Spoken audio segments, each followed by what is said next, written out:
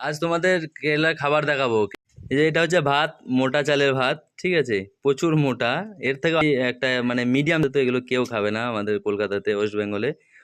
আর এটা হচ্ছে তোমার সাম্বার, শুধু ঝোল, না কিচ্ছু আছে, ঠিক আছে, না এক পিস আলু পাবে, না কিছু সাথে জল, জল ছাড়া আর কিচ্ছু নেই এতে।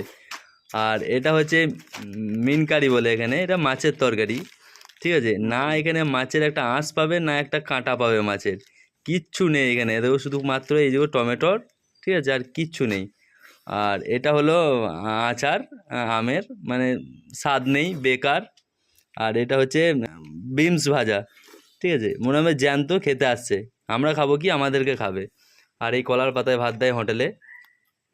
যারা কাজের লোক, যারা কাজের মারফতে আসে, কাজের জন্য আসে, তাদেরকে এই ভাতই দেয়। আর এর ভাতটার দাম তোমার 50 টাকা নেই, কোথাও কোথাও 60 টাকা নেই, ঠিক আছে। নর্মালি 60 টাকায় বেশিরভাগ নেই, 50 টাকা খুব কম নেই।